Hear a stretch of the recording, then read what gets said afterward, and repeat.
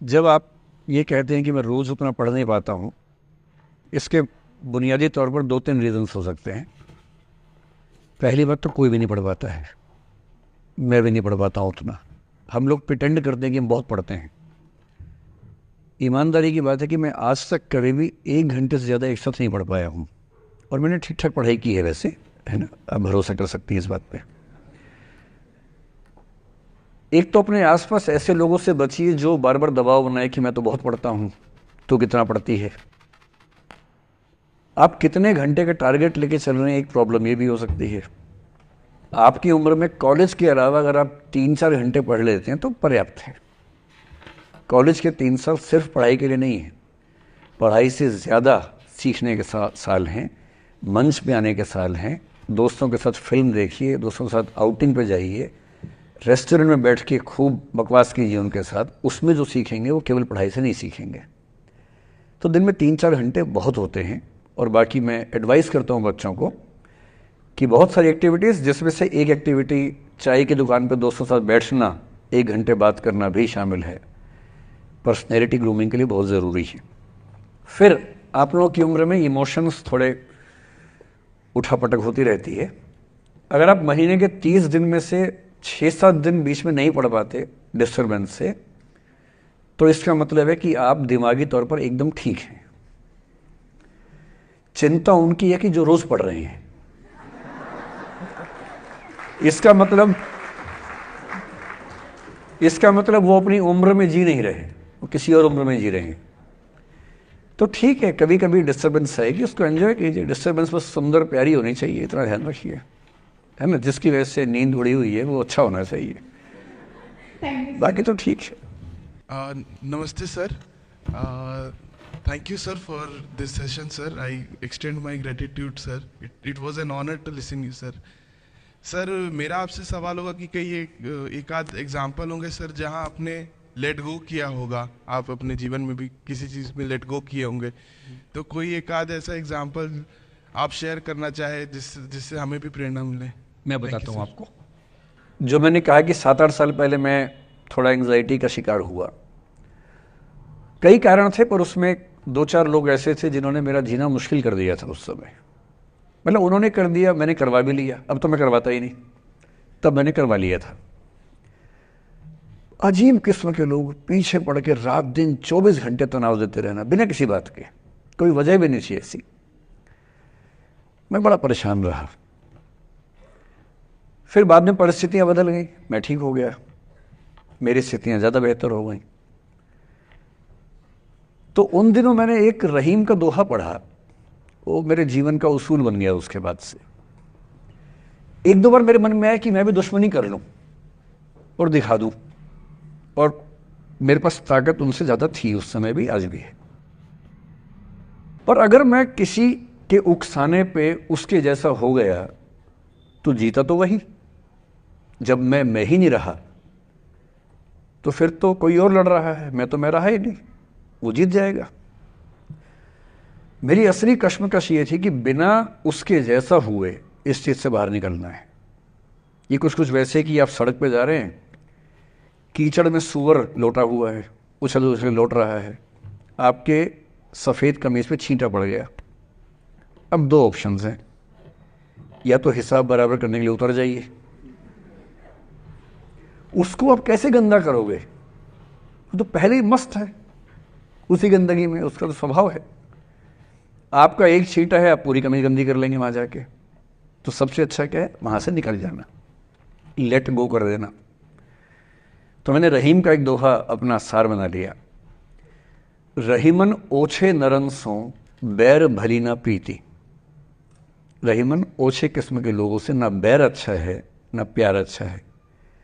काटे चाटे श्वान के दुह भांति विपरीति। कुत्ता काटे तो दिक्कत, कुत्ता चाटे तो दिक्कत। तो मेरा उसूल क्या है, इस तरह के लोगों से ना दोस्ती ना दुश्मनी, ना दिल में ग्रजेस रखने हैं कि हिसाब बराबर कर दूंगा, हरा दूंगा, रखना ही नहीं। और मेरी अब ठीक ठाक दोस्ती तो क्या होगी, मतलब जब हम मिलते हैं बड़े प्यार से मिलते हैं, मुझे दिक्कत है ही नहीं, नाराज़गी भी नहीं है। मुझे लगता है कि वो अपना धर्म निभा रहा था, मैं अपना निभा रहा हूँ। और अगर मैं दुश्मनी पाल लेता अपना बीपी बढ़ाता, डायबिटीज़ करवा लेता। मैंने पाला ही नहीं, ना मैं पालता हूँ। और भी ऐसे कई इंस्टांसेस हैं जहाँ दुश्मनी करने का पूरा स्कोप था, पर मैं दुश्मनी करता नहीं, मुझे शौक ही नहीं दुश्मनी करने का। मेरा दुनिया में एक भी दुश्मन नहीं है, मतलब मैं कईयों का हूँ, मेरा एक भी नहीं है। जो मुझे अपना दुश्मन मानते हैं वो मेरे दुश्मन नहीं, मेरे लिए वो परिचित हैं, जो मित्र हो सकते थे या हो सकते हैं। फिलहाल मित्र नहीं है, लेकिन दुश्मनी नहीं है। और अगर दुश्मनी कभी हो भी जाए ना, ये ध्यान रखना है कि बाद में दोस्ती हो सकती है। बशीर बद्र ने कहा है, दुश्मनी जमकर करो लेकिन ये गुंजाइश रहे, गर कभी हम दोस्त हो जाएं तो शर्मिंदा ना हो। ये मैं ध्यान रखता हूं हमेशा। नमस्कार सर। नमस्कार सर, मेरा नाम रश्मि श्रीवास्तव है और मैं यहाँ हिंदी ऑनर्स द्वितीय वर्ष की छात्रा हूँ। सर, सबसे पहले तो मैं आपको बहुत बहुत धन्यवाद देना चाहूँगी सर। आपसे मिलकर बहुत अच्छा लग रहा है मुझे और ये मेरे लिए बहुत बड़ी सौभाग्य की बात है। सर, मेरा प्रश्न है आपसे कि सर, मेरे साथ ऐसा हुआ कि मैं बचपन से बहुत अच्छी स्टूडेंट रही और सर मेरी ज़िंदगी में ऐसा एक वक्त आया जब मुझे 2 बार असफलता का सामना करना पड़ा और सर तीसरी बार मैं सफल हुई, परंतु सर आज भी वो डर मेरे मन से नहीं जा रहा है। अभी भी मैं उसको फेस नहीं कर पा रही हूँ कि मैं कैसे फेल हो गई। और सर कभी ऐसा होता है कि मैं सो रही हूँ और रात में मुझे वो डर लगता है कि आगे मैं नहीं कर पाऊँगी। मुझे ऐसा लगता है कि आगे अगर मैं कुछ अच्छा करना चाह रही हूँ तो मुझे उस असफलता का डर रहता है कि जो मैंने फेस किया है, और सर मैं उससे उभर नहीं पा रही हूँ। मतलब मेरे ख्याल से ये असफलता आपसे ज़्यादा आपके माहौल की, आपके पेरेंट्स, आपके टीचर्स की है कि उन्होंने आपको, मतलब कुछ बच्चे अपने आप से इतनी उम्मीद पाल लेते हैं कि फेलियर झेल नहीं पाते। आप वैसे बच्चों में हैं। जो आपने कहा ना कि मैं शुरू से बहुत अच्छी स्टूडेंट रही हूँ, ये दुर्भाग्य की बात है, ये अच्छी बात नहीं है। मैं नहीं चाहता कि बच्चे अच्छे स्टूडेंट बने। अच्छे स्टूडेंट का मतलब जो बहुत पढ़ाकू किस्म के होते हैं, सीधे स्कूल से घर, घर से स्कूल, घर में घुसते ही होमवर्क करना शुरू किया, वैसे बच्चे ज़िंदगी में बड़े परेशान रहते हैं। बच्चों को होना चाहिए छटा हुआ टाइप का, शरारती, बदमाश, मतलब काम भी करें स्कूल का, लेकिन बेसिकली आपको स्मार्ट होना है, कॉन्फिडेंट होना है। पढ़ाकू होने से ज़िंदगी बहुत अच्छी नहीं चलती है। ज़िंदगी के लिए ना व्यक्तित्व चाहिए। हुआ क्या आपके साथ, आपको बता दिया गया कि अच्छा बच्चा वो है जो पढ़ता है, होमवर्क करता है, आपने वो सब किया। तारीफ़ें आपकी इतनी हुई होंगी कि बेटा तुम तो कुछ भी कर दोगी, आपको भरोसा हो गया कि मैं कुछ भी कर दूंगी। लेकिन ऐसी ऐसी तारीफ़ें हर गांव, हर मोहल्ले में कई बच्चों की हो रही थी। जब उन सब में कंपटीशन हुआ तो कुछ सफल हुए, बहुत सफल नहीं हो पाए। तो जो सफल नहीं हो पाए उनको बहुत बेचैनी हुई। आपका सौभाग्य है कि अब तीसरी बार में सफल हो गई। कई ऐसे लोग हैं जो कभी सफल नहीं हुए ज़िंदगी में, उनको भी तो जीना है। तो मैं एक ही बात कहूँगा, अपने आप से उम्मीदें कम कर लीजिए। और ये आसान नहीं होता है। इसका तरीका ये है कि 1-2 ऐसे अच्छे दोस्त जो अच्छे भी हैं, दोस्त भी हैं और बहुत उम्मीदें ना रखते हैं, ना आपको रखने देंगे अपने आप से। डायरी लिखने से लेकर कुछ अच्छे उपन्यास पढ़ना, अच्छी फिल्में देखना, जो आपको सहज होना सिखाएं, न कि महान होना सिखाएं। महानता से बड़ा कोई रोग नहीं है, इस चक्कर में नहीं पड़ना है। सामान्य होना है। असली जद्दोजहद सामान्य होने की है, महान होने की नहीं। सहज होना है। तो अपने आप से क्या कहना, रोज़ कहना है, कोशिश पूरी करूँगी, सफलता मिल गई तो बढ़िया, नहीं तो क्यों डरे, ज़िंदगी में क्या होगा, कुछ ना होगा तो तजुर्बा होगा, और भाड़ में जाए सीधी सी रात। नमस्ते सर।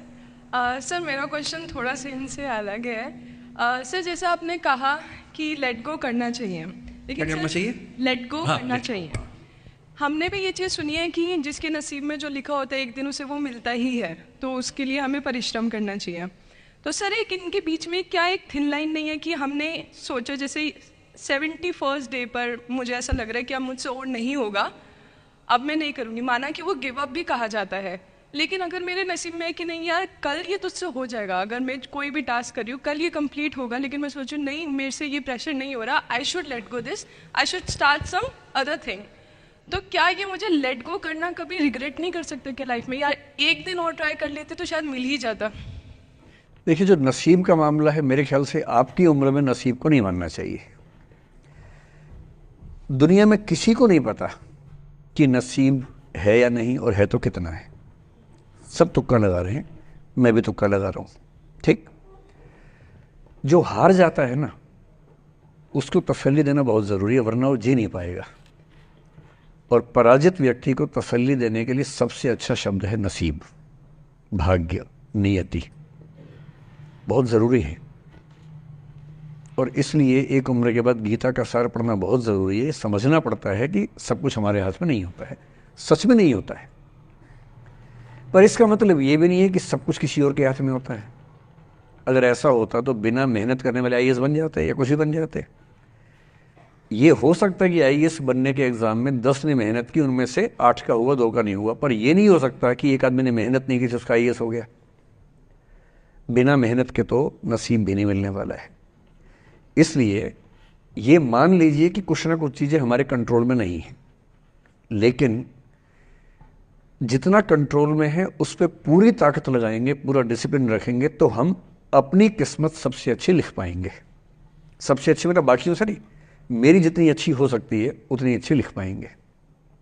और इसलिए अगर आपको लगे कि मैं नहीं कर पाऊंगी कोई काम, तो उसको गिव अप ही कहते हैं।